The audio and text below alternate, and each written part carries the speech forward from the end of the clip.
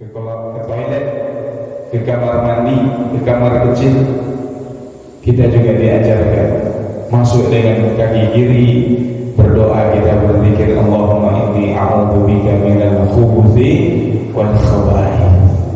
Nah, hal-hal kecil seperti ini nampaknya remeh-temeh, sepele, tapi kalau kita amalkan, kita rutinkan, insya Allah akan memberikan dampak pada kehidupan kita.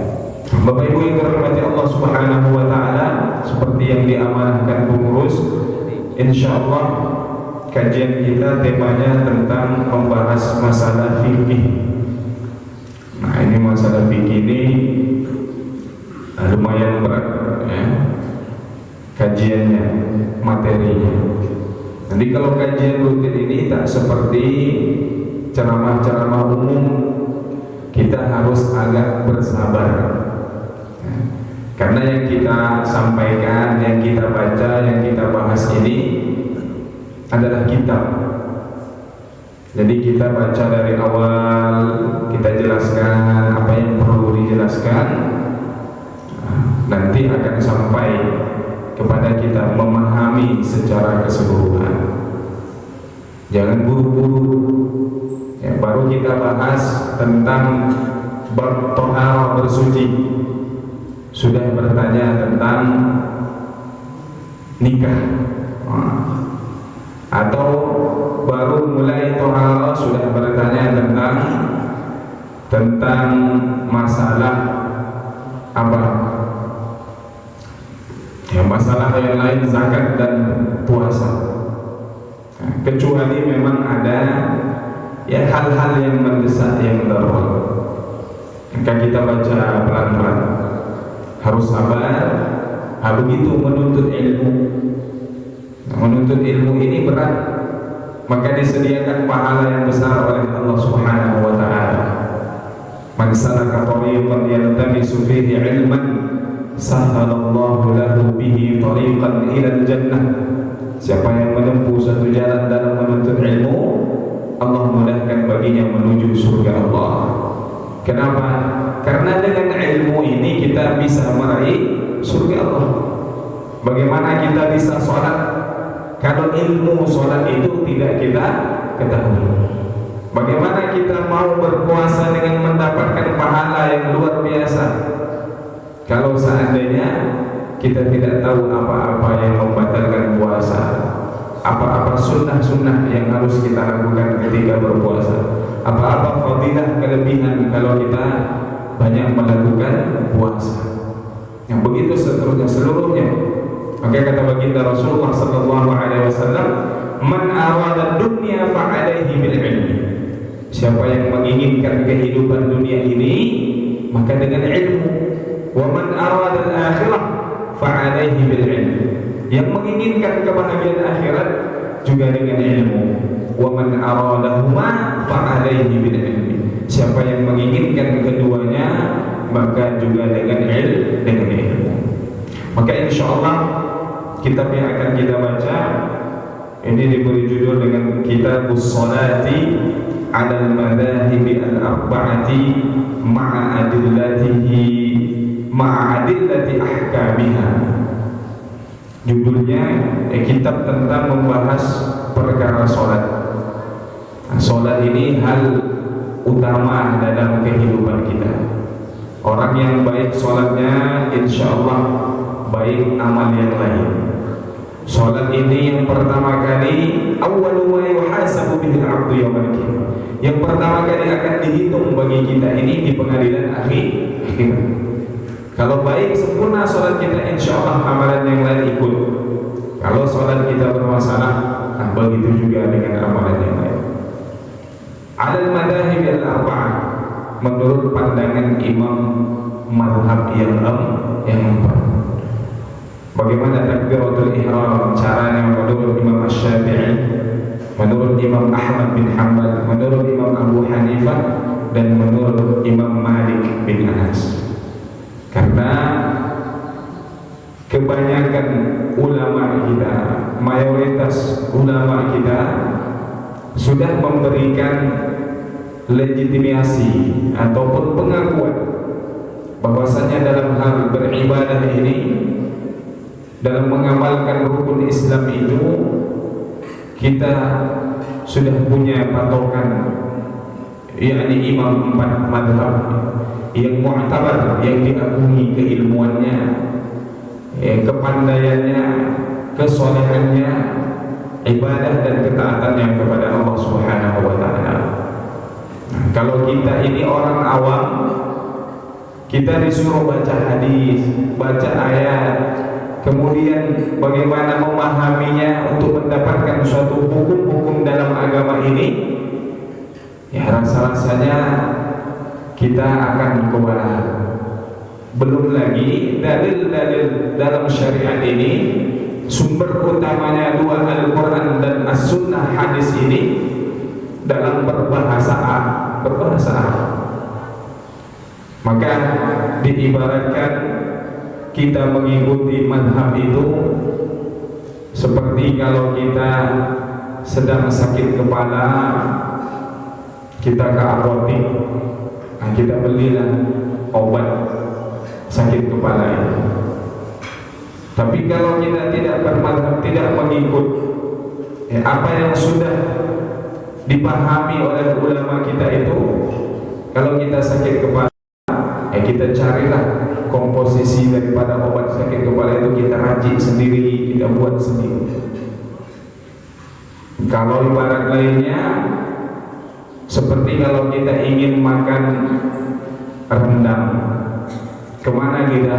Pergi ke rumah makan Padang, datang kita dapat insyaallah. Tapi kalau kita tidak bermadhab, kita ingin makan rendang, ke pasar dulu, kita beli bumbunya, kita racik semuanya, baru jadi. Dan kita tidak semua punya kapasitas keilmuan yang mumpuni untuk itu. Maka kita, kebanyakan kita ini orang-orang awam. Orang-orang awam ini yang lebih selamatnya yang mengikuti apa yang sudah dipahami oleh ulama, terutama imam 4 mazhab ini. Nah, kitab ini judulnya memang tentang kitab sholat, tetapi di dalamnya juga lengkap. Tidak hanya membahas permasalahan sholat saja. Kalau kita lihat di daftar isinya ini, maka diawali dengan memperkenalkan kita dengan imam-imam 4 mazhab ini. Yakni siapa itu Imam Abu Hanifah secara ringkasnya, Imam Malik, Imam Syafi'i, kemudian Imam Ahmad bin Hanbal. Kemudian juga dikenalkan kita kepada al-muhaddits, imam-imam hadis, para ulama-ulama hadis yang 6 minimal di sini. Imam Al-Bukhari, Imam Muslim, Imam Abu Dawud, Imam At-Tirmidzi, Imam An-Nasai, Imam Ibnu Majah. Kenapa kita diperkenalkan dengan mereka? Karena landasan dalam agama ini adalah di antara yang kedua yang terpenting adalah hadis-hadis Nabi sallallahu alaihi wasallam. Lalu kemudian setelah itu diperkenalkan kepada kita mulai juga membahas tentang kitab Thaharah, bab bersuci.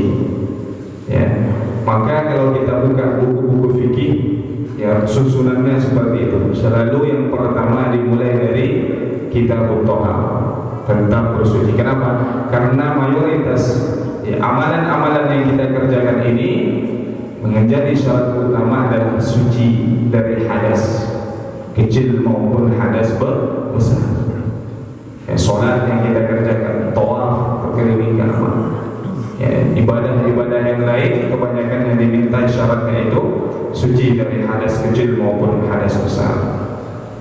Kitab Thaharah dibahas, kemudian wudunya, kemudian mandinya, kemudian masuk selanjutnya tayamumnya, kemudian dibahas juga tentang haid, nifas, istihadah, kemudian baru masuk di tentang kitab sholat, pembahasan sholatnya, rukun-rukunnya, syarat-syaratnya, sunnah-sunnahnya yang membatalkan sholat, kemudian sholat-sholat sunnah juga disebutkan di sini. Kemudian bahkan sampai ke pembahasan nanti tentang sholat jenazah. Nah, ini bab atau pembagian yang terakhir yang dibahas di sini adalah tentang sholatul jenazah. Mudah-mudahan ini ya bisa kita khatamkan insyaallah. Kalau dilihat ukurannya tidak terlalu tebal. Ya. Mudah-mudahan Allah beri kita umur panjang, kita bisa menyelesaikan kitab ini insyaallah. Kitab ini ditulis oleh ulama dari Mesir, Abdul Qadir Ar-Rijawi nama beliau. Kitab ini cukup dikenal karena yang kami miliki ini kitab cetakan yang ke-10. Artinya sudah sering dicetak ulang. Cetakan pertamanya kalau dalam awal kitab ini mulai dicetak di tahun 1972. Ada yang kita lahir 72. Ada. Jadi sama tuanya dengan kitab ini.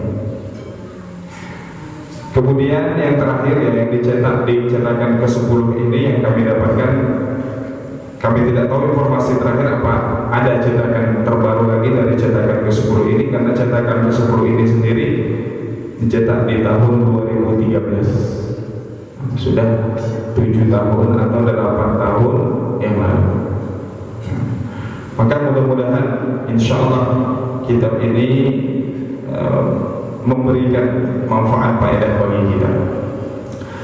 Di awal-awal kita bahas, kita sedikit memberikan pengetahuan definisi fikih itu apa. Dikatakan fikih itu al-ilmu bil ahkam asy-syar'iyyati al-'amaliyyati al-muktasabah min adillatiha at-tafsiliyah. Fikih itu ilmu dengan hukum-hukum syariat. Ya, artinya membahas kaitannya dengan hukum-hukum berkaitan dengan syariat kita ini, agama Allah Subhanahu wa taala ini. Al-amaliyah. Amaliyah ini artinya yang diamalkan, yang dikerjakan. Ya. Al-muktasabah yang didapatkan min adillatiha at-tafsiliyah. Tentu dengan dalil-dalilnya yang terperinci. Maka yang dibahas dalam fikih ini tentu mencari dalil-dalilnya. Karena dalam kaedahnya dikatakan yang berkaitan dengan ibadah itu al-aslu fil ibadah at-tahrim illa ma dalla alaihi dalil.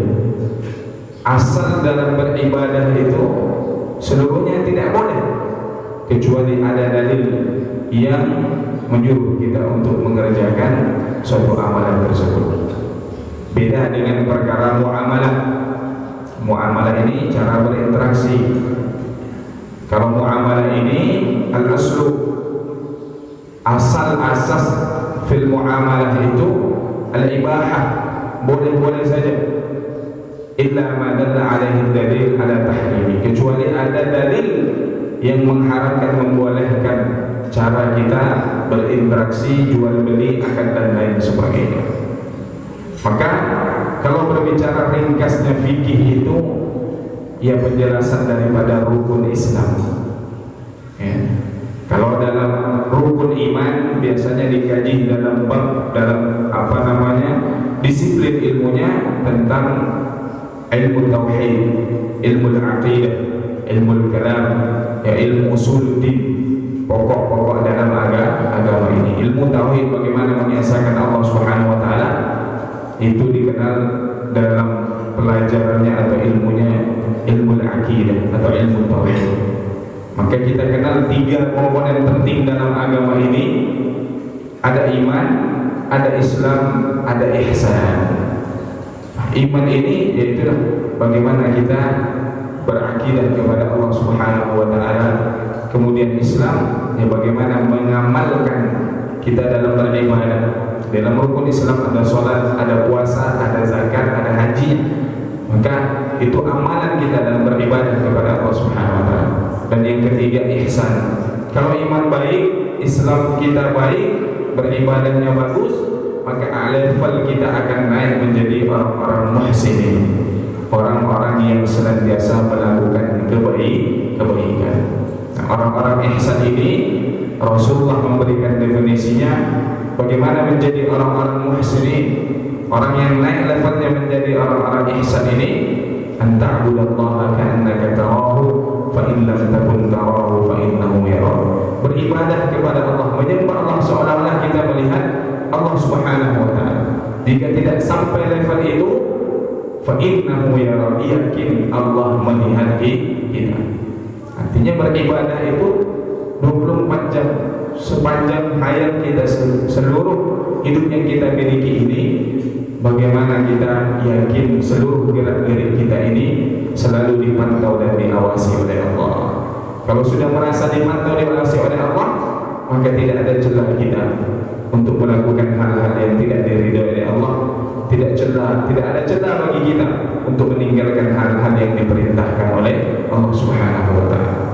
Nah, maka inilah Bapak Ibu yang dirahmati Allah Subhanahu wa taala, dalam beribadah, beramal ini memang harus kita punya ilmunya. Kalau selama ini kita wudunya hanya melihat orang dewasa, dulunya kita anak-anak kita melihat, ya, dan kita tidak berusaha mengkaji ataupun melihat ulang kira-kira sudah benar tidak cara kita berwudu ini. Jangan-jangan selama ini wudu kita ternyata tidak sah, ya. Kita berwudu saat tidak basah bagian tumit kita atau mata kaki kita. Padahal Rasulullah mengingatkan, memberikan ancaman wailul lil aqabi minan nar, celaka tumit yang nanti akan terbakar oleh api neraka.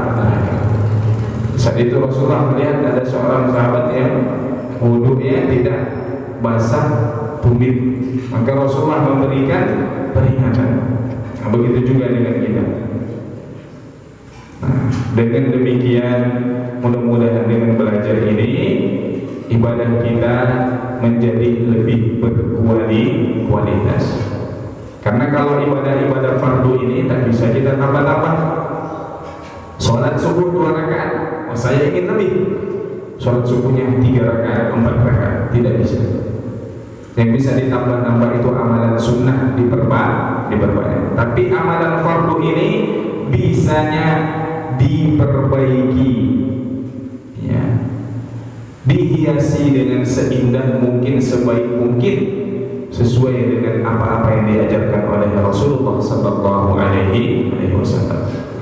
Maka kita baca sedikit muqaddimah, pembukaan dari kitab ini yang dikarang oleh Abdul Qadir Ar-Rijawi.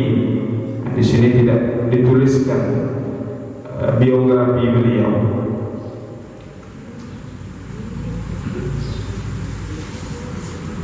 Kami tidak menemukan, biasanya di awal-awal itu ada terkadang ditulis biografi penulis, yang di sini tidak dituliskan oleh percetakan